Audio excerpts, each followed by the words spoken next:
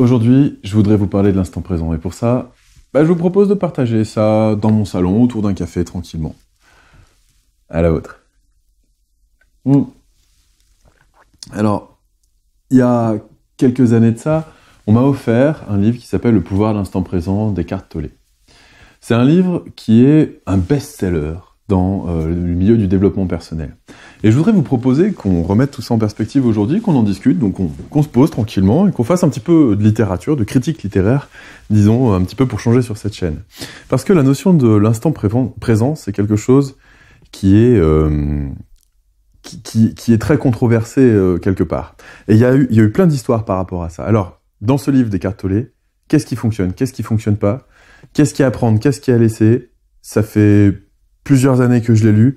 Voilà ce que j'en retiens aujourd'hui. Alors, je vais aborder 5 points dans cette vidéo qui vont pas forcément démonter, mais nuancer le propos que j'ai pu lire dans le livre d'Eckhart Tolle.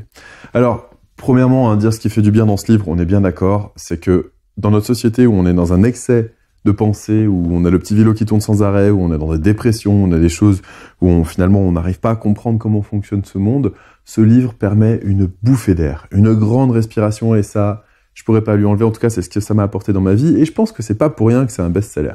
Ceci étant, je crois que il y a quand même quelque chose qui est un peu surprenant au final après mûre réflexion par rapport au contenu de ce livre, et que j'ai envie de vous livrer mes réflexions dans cette vidéo. Alors bien sûr, ce sont mes réflexions, vous avez le droit d'être d'accord, pas d'accord, vous avez le droit d'adhérer, de pas adhérer, vous avez le droit de mettre dans vos commentaires ce que vous en pensez. Toute critique est la bienvenue, pour moi c'est pour lancer le débat quelque part, c'est pas pour prétendre que j'ai raison, attention. Donc, premièrement, je crois que ce livre fait du bien, parce que on est dans une société où on est dans l'excès de mental, l'excès de pensée. On entretient la culture du mental à l'école, on développe la capacité cognitive, on développe les modèles du monde, que ce soit des modèles de physique quantique, même de sociologie, d'ethnologie, on développe des modèles du monde, voilà.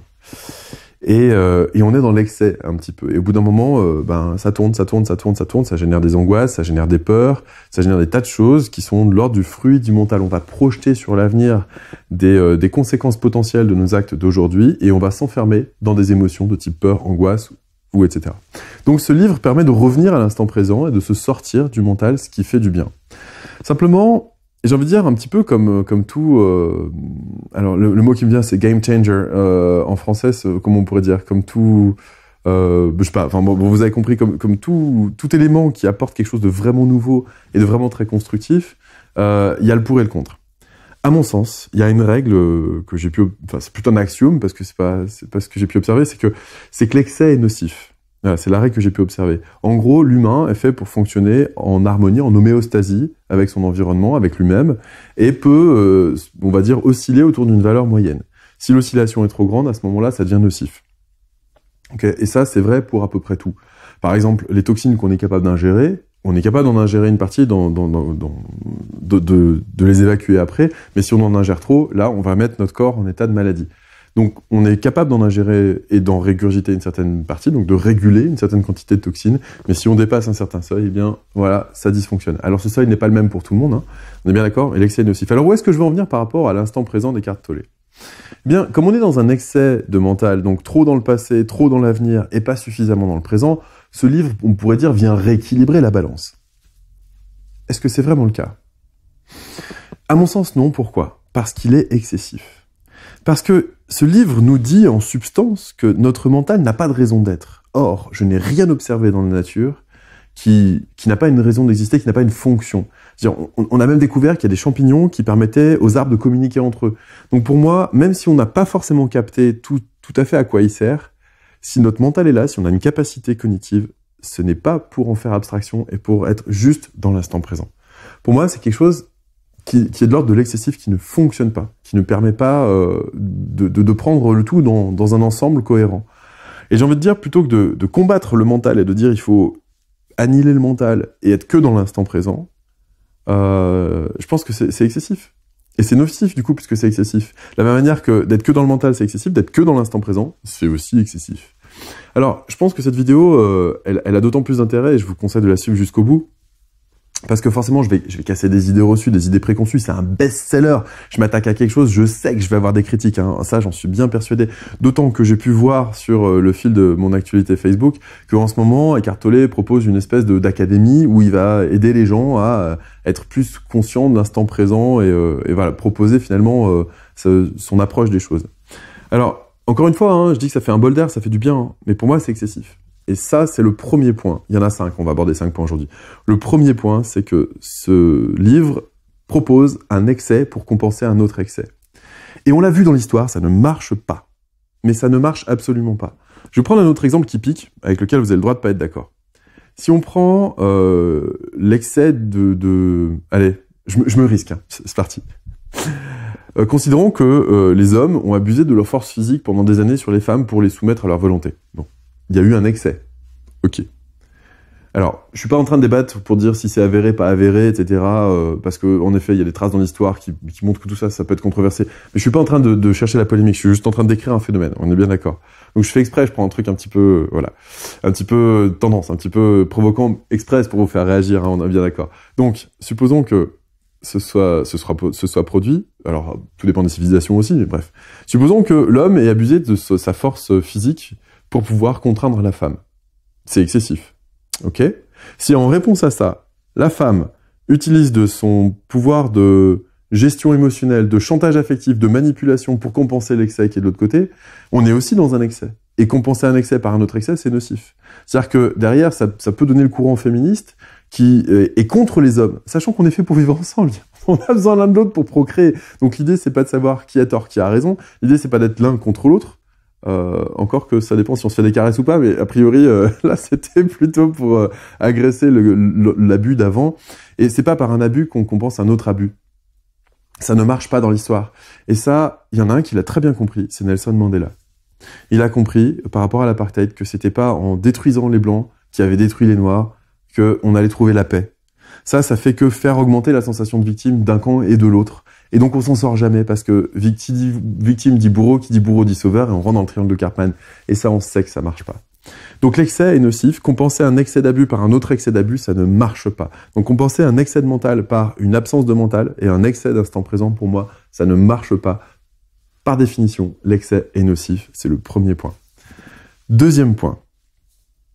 Dans ce livre, je me souviens qu'Eckhart Tolle aborde la notion d'ego. Et alors peut-être que ma mémoire est un petit peu modifiée par rapport à ma lecture, mais ce dont je me rappelle, c'est qu'il développe l'idée que l'ego est nocif pour l'individu et que c'est un peu comme un ennemi, il faut s'en méfier et voire il faut l'annihiler. Il faut qu'il n'y ait plus d'ego. C'est ce que j'ai retenu de ma lecture. S'il y a une distorsion par rapport au contenu du livre, je m'en excuse. Mais en tout cas, c'est vraiment la sensation que j'ai eue à la sortie de ce livre-là. Et par rapport à cette notion d'ego et d'excès d'ego, encore une fois, l'excès est nocif. Toujours d'accord. Vraiment, là-dessus, il n'y a pas de souci. Donc l'excès d'ego est nocif. Mais est-ce que l'ego en lui-même est nocif ? Si on est d'accord pour admettre que cette fonction de la psyché est reconnue, parce que c'est encore quelque chose qui a été développé par Freud, puis Jung, et puis tout ce courant de pensée de l'époque. Avant, on n'avait aucune notion de ce que c'était que l'ego, on l'a défini à partir de ce moment-là. Donc si on est d'accord pour dire que cette partie de la psyché existe, à ce moment-là, on peut dire en effet que l'utiliser de manière excessive devient nocif. En gros, quelqu'un qui est en excès d'ego, c'est quelqu'un qui va... je sais pas, on va dire rouler des mécaniques, jouer les prétentieux, se prétendre d'être quelqu'un alors qu'il ne l'est pas, vouloir asseoir son autorité sur les autres, prétendre qu'il est le meilleur par rapport aux autres. Bref, ça, c'est un comportement d'excès d'ego. Maintenant, à quoi sert l'ego ? Ça peut être intéressant de définir avant de dire qu'il faut l'annihiler. Parce que c'est un petit peu comme si je disais, voilà, j'ai marché longtemps, je me suis fait des ampoules aux pieds, alors comme j'étais dans l'excès d'usage de mes pieds et que ça fait mal, je vais apprendre à plus me servir de mes jambes. Au moins, j'aurai plus mal aux pieds. C'est un petit peu ça, ce que je retiens globalement de la lecture de ce livre. Ok, donc l'ego, encore une fois, on peut s'en servir, mais pas forcément dans l'excès, pour ce pourquoi il est fait. Alors pourquoi est fait l'ego ? À quoi il sert ? L'ego, à mon sens, c'est le garant de notre intégrité psychique. C'est le garant de notre intégrité intellectuelle, c'est le gardien. Enlever le gardien, c'est la porte ouverte à tous les abus. Et ça peut pas fonctionner. On a besoin de ce gardien. Maintenant, ce gardien, c'est pas forcément un gardien qui est, encore une fois, excessif, c'est-à-dire que dès l'instant où on va mettre un orteil de l'autre côté de la frontière, on va sortir la bombe nucléaire. On peut peut-être avoir 2 poids 2 mesures par rapport à tout ça. Donc, si on prend les choses de manière personnelle et que on se sent agressé, quelle que soit la critique qu'on reçoit, oui, à ce moment-là, on est en sursensibilité. Et cette sursensibilité, on peut peut-être la travailler. Mais de là à dire que l'ego est nocif et qu'il faut l'annihiler, moi, je suis désolé, j'arrive pas à être d'accord avec cette idée-là. Pour moi, l'ego, c'est le garant de notre intégrité psychique, psychologique et de notre système de pensée. Et il a sa raison d'être. Maintenant, un gardien peut parfois aussi laisser passer. C'est pas un mur de béton qui laisse rien passer non plus. Donc c'est pas ni un bunker qui va faire en sorte qu'on va se protéger, c'est pas non plus un super guerrier qui va déclencher la bombe nucléaire dès l'instant où on va passer un petit orteil de l'autre côté. C'est peut-être simplement une fonction qui a déclenché quand en effet il y a une agression potentielle et peut-être voir si cette agression elle est manifeste, elle est tangible, elle est observable, elle est avérée et pas imaginée. Ça peut être intéressant. Et le reste du temps, permettre une certaine perméabilité de l'appréhension d'un concept extérieur. C'est-à-dire si quelqu'un vient me présenter une idée qui va me choquer, avec laquelle je suis pas spécialement d'accord, et c'est peut-être d'ailleurs ce que je suis en train de faire avec cette vidéo, je sais que je vais avoir par défaut, et c'est peut-être ce que vous avez aussi en regardant ça, une réaction de rejet, de répulsion, pour pouvoir dire, ok, en fait ça c'est mon espace, et si tu viens là-dedans, en fait moi je vais te rejeter parce que je me sens agressé. Bon. Mais maintenant, des idées dérangeantes ont toujours été à l'origine, d'ailleurs les grands inventeurs le savent, au début une vérité, une invention, enfin une vérité, ça n'existe pas forcément le concept de vérité pour moi, mais quelque chose qui était intéressant, une découverte, au début elle est rejetée parce qu'elle vient bousculer, et puis après elle est controversée, et puis ensuite elle est débattue, et puis après au bout d'un moment elle est admise parce que si elle est fondée, elle est admise. C'est ce qui s'est passé pour la relativité d'Einstein par exemple à l'époque, c'est ce qui s'est passé pour tous les grands courants de pensée, toutes les découvertes de concepts dans différents domaines. Au début, on rejette parce que ça vient nous bousculer dans nos habitudes, ça vient nous bousculer dans nos certitudes. Et donc, une idée dérangeante doit être considérée par notre ego. Est-ce qu'elle est acceptable, pas acceptable? Est-ce qu'elle vient nous mettre en danger dans notre intégrité profonde? Ou est-ce qu'elle vient juste questionner nos certitudes? Et est-ce que c'est pas bon de questionner nos certitudes de temps en temps? Si, on peut. Mais à ce moment-là, le gardien, il se calme un peu. Il est pas forcément super guerrier à vouloir tout défoncer. Donc là, ça peut marcher. Et puis par moment, on a quelqu'un qui fait une projection sur nous, qui vient nous agresser avec son concept, qui vient nous dire que on n'est pas conforme à ses attentes. Et là, oui, peut-être que le gardien égotique, c'est-à-dire fort, peut se mettre en place sans que ça puisse poser un problème quelconque. Donc pour moi, l'ego n'est pas à annihiler, n'est pas une fonction de la psyché qui a tué. C'est une fonction qui a régulé. Et encore une fois, l'excès étant nocif, l'excès d'ego est nocif, mais l'excès d'absence d'ego est nocif également, à mon sens. Donc ça, c'était le deuxième point par rapport à la fonction égotique de notre psyché. Maintenant, le troisième point, c'est par rapport au mental. Donc on l'a vu un petit peu dans le premier, le mental, la fonction de notre cerveau, c'est de créer par neuroassociation un modèle du monde. Ce modèle du monde, il va se créer par observation et par ce qu'on appelle itération, c'est-à-dire que on va voir si ce qu'on observe se répète. Okay, si ça se répète, au bout d'un moment, on crée une certitude. Et notre cerveau a besoin de faire des amalgames. Okay, ça peut créer des problèmes par moment, si, encore une fois, l'excès est nocif, si on fait trop d'amalgames. Typiquement, ça peut donner des généralités sur des populations entières, sur des religions entières, on va amalgamer les choses, et quand on rentre trop dans l'amalgame, ça pose un problème. Simplement, il y a des amalgames qui sont très utiles. Par exemple, si je vois une masse en métal d'une certaine forme avec 4 trucs ronds qui touchent le sol, je vais me dire, ok, c'est un véhicule, c'est probablement une voiture d'ailleurs. Et je vais avoir besoin d'amalgamer ça en voiture. J'ai pas forcément besoin de détailler qu'il s'agit d'une Fiat 500, d'une Aston Martin, d'une XGT 300 000, je sais pas quoi, avec le numéro du châssis en plus. Enfin, à un moment donné, on a besoin de généraliser parce que sinon on perd trop de temps et trop d'énergie à vouloir comprendre des choses qui sont trop de l'ordre du détail, c'est-à-dire du spécifique, et on perd la vision globale. Donc l'amalgamage, je sais pas si ça existe comme mot, l'amalgamage. Ok, bon, bref. Amalgamer les choses, on va dire comme ça. Ça, je sais que ça existe. Je sais que c'est une convention dans la langue française. Amalgamer les choses est une fonction naturelle du cerveau et c'est normal. Et notre mental a besoin d'amalgamer les choses. Alors, c'est quoi la fonction du mental? C'est, je le disais, de créer un modèle du monde. Mais pour pouvoir créer ce modèle du monde, eh bien, on va regarder ce qu'on a vécu. On va regarder le résultat que ça a eu. On va être dans une logique de causalité. Et ensuite, on va essayer de se projeter dans l'avenir, de se dire, est-ce que dans les circonstances similaires, j'obtiendrai les mêmes résultats si je pose les mêmes actes? Et c'est là où je parle de notion d'itération. C'est-à-dire qu'on va se rendre compte si, à chaque fois que je pose les mêmes actes, j'obtiens les mêmes résultats, à ce moment-là, on en crée une loi, donc une certitude, plutôt un axiome. C'est juste validé par l'expérience, mais ça n'a pas forcément été démontré. Bon. Dans cette logique-là, le mental sert à nous créer une cartographie du monde, et cette cartographie du monde nous permet de survivre, en fait. C'est-à-dire que ça nous permet de nous mettre dans des situations dangereuses, des situations dans lesquelles on va potentiellement être agressé, agressable, en danger physique, en danger psychique, en danger émotionnel aussi. Et c'est une fonction nécessaire pour garantir la survie de l'individu. Donc de dire, le mental, faut le dégager, encore une fois, c'est excessif. L'excès de mental, c'est-à-dire d'être toujours là, en angoisse de mort, à se dire « qu'est-ce qui s'est passé dans mon passé ? Qu'est-ce qui va se passer dans mon avenir ? Vite, comment je peux faire ?» Là, en effet, on est dans l'excès de mental, parce qu'il n'y a plus que lui qui prend la place. Et dans notre être, il y a beaucoup d'autres dimensions que nos pensées, que notre mental. On est, je sais pas, on a aussi des émotions, on a aussi un corps, et notre conscience peut observer ces pensées. Donc là, je dis merci Eckhart Tolle parce que ce livre est fantastique à ce niveau-là. Il permet de détacher l'identification qu'on a de soi par rapport à nos pensées et de prendre un peu de recul et de considérer qu'on est beaucoup plus global, on a une existence beaucoup plus large que juste notre pensée ou notre système de pensée. Et donc, on va pouvoir s'identifier à beaucoup plus de choses que juste notre façon de penser, donc notre mental. Et ça, c'est très intéressant. Merci Eckhart Tolle de nous avoir permis de prendre ça en conscience. Maintenant, de là à dire que le mental est nocif, pour moi, encore une fois, c'est excessif. Le mental a sa fonction, est nécessaire et a besoin de sa présence. Une présence mesurée, là où actuellement on est, et là-dessus je suis d'accord, dans l'excès. Et comme tout excès est nocif, l'absence de mental est aussi nocive que l'excès de mental. L'idée, c'est d'utiliser le mental pour ce pourquoi il est fait. C'est-à-dire créer sa carte du monde, son modèle du monde, et être capable de réajuster ce modèle du monde en fonction de ce qui se présente à soi comme expérience.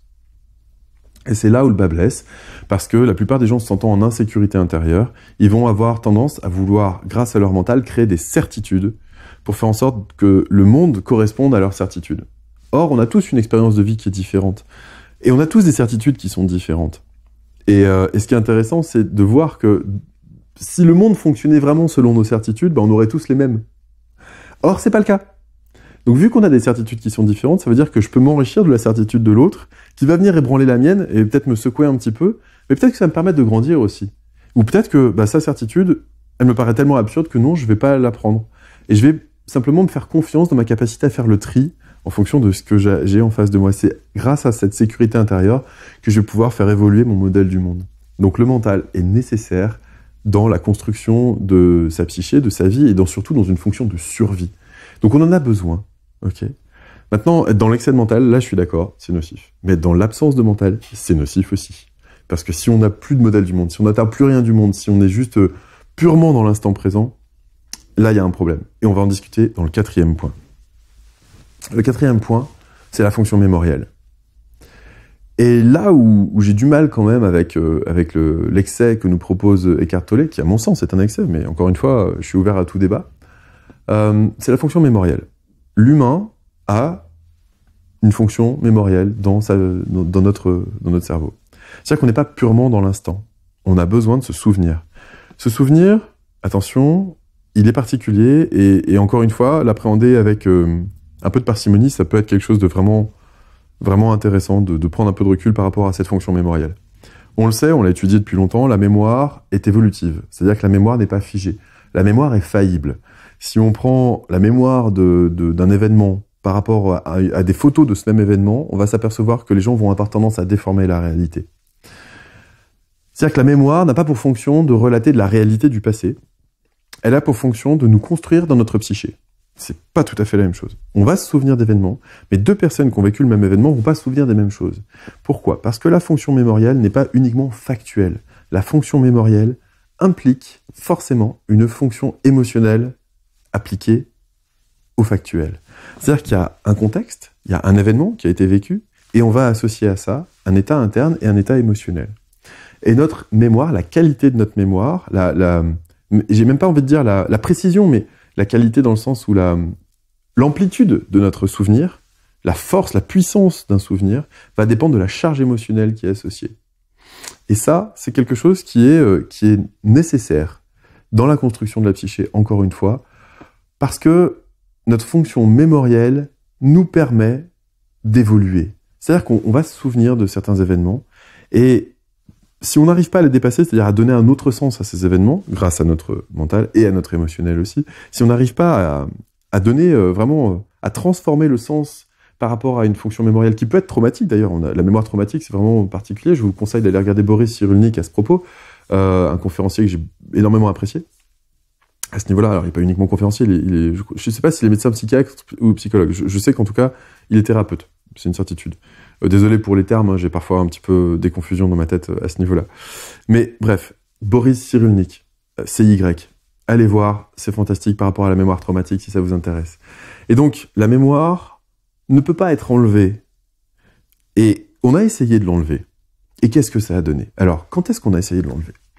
Cette fonction mémorielle qui est essentielle, hein, pour moi, elle ne peut pas être annihilée et contenue dans une logique du mental. C'est-à-dire qu'on ne peut pas être dans l'instant présent et dans la mémoire. On est bien d'accord. Ok, c'est compliqué. C'est-à-dire que la mémoire fait forcément référence à quelque chose qui s'est produit avant, auquel, dans l'instant présent, certes, on va chercher à donner du sens, mais qui compose toujours quelque chose qu'on a vécu dans le passé. Si on ne s'appuie pas sur ce qu'on a vécu dans le passé pour composer qui on est aujourd'hui, eh bien, ça veut dire que toute expérience ne sert à rien et que la seule chose qu'on a à faire, c'est vivre. Ok. Alors, comme je le disais, il y a une expérience qui a été faite sur le cerveau à une époque. C'est une expérience barbare hein, qui a été faite sur des gens qui étaient atteints de démence. Et il y a un film qui en parle d'ailleurs, c'est Shutter Island. Et cette opération, c'était la lobotomie. À une époque, on pratiquait la lobotomie. C'est quoi la lobotomie? Si on prend un pic à glace, on rentre dans la partie ici, là, au-dessus de la paupière, où il y a un petit trou, et on va venir gratter le cerveau comme ça. Et on va trifouiller là-dedans, on va exploser des connexions neuronales, et surtout, on va défoncer la fonction mémorielle. Alors certes, après, qu'est-ce qui se passe? Bon, outre le fait que ça fasse mal, et que ce soit barbare à mon sens, qu'est-ce qui se passe derrière? Eh bien, la personne vit dans l'instant présent, et purement dans l'instant présent.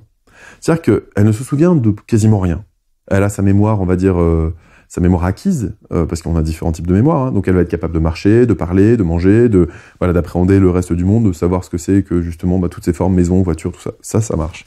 Par contre, ce qui se passe, et le souvenir de ce qui se passe, celui-là, il n'y a plus rien. C'est-à-dire que les réactions émotionnelles associées à notre mémoire ne sont plus présentes. Résultat des courses, ça donne typiquement le genre de situation où, il y a quelqu'un qui est assis à table, ou supposons un bar, quelqu'un qui est à un bar en train de boire un café, il y a une personne qui vient qui lui dit bonjour, il dit bonjour, qui êtes-vous? Je suis ta sœur, ou je suis Janine, je suis la voisine. Ah, ok. Et 3 secondes après, c'est bonjour, qui êtes-vous? Je suis Janine, je viens de vous le dire. Ah, d'accord. Et 3 secondes après, bonjour, qui êtes-vous? Et en fait, dans l'instant présent, si on est purement dans l'instant présent, qu'on n'a plus de fonction mémorielle, en fait, on peut plus interagir avec le monde. Je crois que c'est important quand même de le dire. C'est-à-dire que revenir à l'instant présent, revenir à la perception que nous donnent nos 5 sens de là où on est, bien sûr que ça fait du bien. Bien sûr que c'est extraordinaire. Mais de manière excessive, encore une fois, c'est nocif. L'excès est nocif. Et d'être que dans l'instant présent, et de ne jamais activer sa fonction mémorielle, ne permet pas d'interagir avec les autres, ne permet pas de construire un monde ensemble, ne permet pas de construire une relation, ne permet pas de vivre l'épanouissement, et ne permet pas d'atteindre le 5e point que je voulais aborder dans cette vidéo. Et ce 5e point, c'est une des 2 sources majeures de satisfaction que l'être humain peut expérimenter dans ce monde. Et ce 5e point, c'est le fait de grandir. On ne peut pas grandir si on ne se souvient pas de nos limites d'avant. Et nos limites sont liées à une fonction mémorielle. C'est-à-dire que on a un système de croyances, on a tout ce genre de choses qui vivent en nous, et donc on va fonctionner d'une certaine manière. Et si on va pas un petit peu au-delà tous les jours, si un petit peu tous les jours on se challenge pas sur quelque chose, eh bien on a l'impression de ne jamais grandir. Et on reste peut-être dans sa zone de confort, mais à ce moment-là, il y a quoi? Il y a beaucoup d'angoisse qui commence à arriver, il y a beaucoup de peur qui commence à arriver, et on entretient ça et on n'en sort pas. Et l'idée, c'est de pouvoir avoir conscience des limites de notre fonctionnement pour aller de temps en temps, alors de manière mesurée, encore une fois, l'excès est nocif, pour aller de temps en temps au-delà, pour pouvoir étendre sa zone de confort. Et en faisant ça, en étendant sa zone de confort, on grandit. Et grandir génère dans le cerveau de la sérotonine. C'est un neurotransmetteur qui donne une satisfaction extraordinaire. Une satisfaction d'avoir accompli quelque chose dont on ne se croyait pas capable avant de l'avoir testé. Donc, l'instant présent est quelque chose de nécessaire, mais le souvenir de qui on était avant pour pouvoir voir comment on évolue aujourd'hui est nécessaire. Et l'excès d'instant présent ne permet pas ça, puisque ça annule la fonction mémorielle. Donc, Vraiment, ces 5 points, pour moi, ils sont essentiels. Il y a l'excès est nocif, c'est un point de vue global, en tout cas, c'est l'axiome que j'ai pu observer. Il y a l'ego, qui pour moi est une fonction hyper importante de la psyché. Il y a le mental, qui a pour but d'analyser, observer, mesurer, quantifier, et qui va pouvoir déterminer quelles sont les zones qui sont sécurisées et les zones qui sont insécurisées. Alors, encore une fois, on peut le remettre en question, ce mental. L'idée, c'est pas de croire qu'il a toujours raison et qu'il a valeur d'absolu. Mais il a la fonction de survie qui est associée, et ça, pour moi, c'est un peu nécessaire. Il y a la fonction mémorielle qui est nécessaire aussi pour pouvoir interagir avec les autres, et puis il y a le mental qui nous permet de grandir, qui nous permet, grâce à justement cette capacité à déterminer ce qui pourrait être de l'autre côté de la peur, de faire quelque chose qu'on n'a jamais fait, et de cette projection du mental, même si on a peur, cette projection du mental sur la satisfaction qu'on pourrait avoir à accomplir quelque chose qu'on n'avait jamais fait avant, et ça nous tire vers le haut, ça nous pousse en avant, ça nous permet de grandir. Et donc, ma conclusion par rapport à cette lecture du livre extraordinaire, s'il en est quand même, d'Eckhart Tolle, parce qu'il a fait un bien fou par rapport à un excès dans notre société, c'est que oui, il y a des choses extraordinaires dedans, mais que si on remet pas les choses à leur place par rapport à cette notion d'excès qui est nocif, et par rapport à ces 5 points que je viens d'évoquer, qui sont pour moi des points fondamentaux dans l'existence d'un être humain, et dans la sensation surtout d'accomplissement, parce que finalement, on va tous mourir, ça on le sait, la question n'est pas là, la question c'est qu'est-ce qu'on fait pendant notre temps de vie? Et si on grandit pas, et si on contribue pas, et si on n'utilise pas notre fonction mémoriale pour se rendre compte que ce qu'on fait, ça a quand même quelque chose de plus savoureux que ce qui a été fait avant, on n'a pas de satisfaction et on peut juste être un petit peu avec son instinct animal que dans le présent. Donc l'excès pour moi est nocif et ce livre pour moi prône une certaine forme d'excès. En plus de ça, alors là, donc ça c'était la vision, on va dire, critique, je veux dire, sur des concepts, sans projection de moi, ce qui me parle ou mes valeurs à moi fondamentales. Maintenant, je dois avouer une chose, et là on peut prendre ça pour un jugement, mais en tout cas c'est un ressenti. Tout à fait personnel. J'ai vu des vidéos d'interviews d'Eckhart Tolle, et je dois avouer que j'ai été surpris du décalage que j'ai perçu. Alors c'est une perception, c'est totalement subjectif. Et là, c'est pas une attaque personnelle, c'est vraiment un ressenti. Voilà. Et on a le droit de pas être d'accord avec ça. Donc je prends toutes les mesures pour relativiser ce que je vais dire. Je trouve. Alors faites le test. Peut-être que vous aurez un point de vue différent du mien. Ce sera très intéressant d'ailleurs de le débattre. Je trouve qu'entre ce qu'il dit, qui prône une zénitude de l'instant présent, quelque chose vraiment d'extraordinairement détendu, agréable, vraiment présent, entre ce qu'il dit dans ses livres, ce que j'ai lu dans ses livres, et même son discours dans les interviews, et ce que j'ai pu observer dans son métalangage, moi je sens un décalage. Et ce décalage, il me dérange. C'est-à-dire que j'ai l'impression de voir quelqu'un qui est pas dans le degré d'épanouissement de ce qu'il dit dans ses livres. Mais ça, c'est un ressenti tout à fait personnel. Donc voilà, je finis sur cette touche personnelle de décalage. J'espère que cette vidéo vous a intéressé. J'espère que vous pourrez quand même vous nourrir des choses qui, pour moi, sont constructives dans ce livre, c'est-à-dire de permettre de se reconnecter à l'instant présent, tout en ayant cette vision mesurée des choses pour pas tomber dans l'excès qui, encore une fois, à mon sens, est nocif. Je vous remercie d'avoir suivi cette vidéo et je vous dis à très bientôt sur la chaîne. Ciao.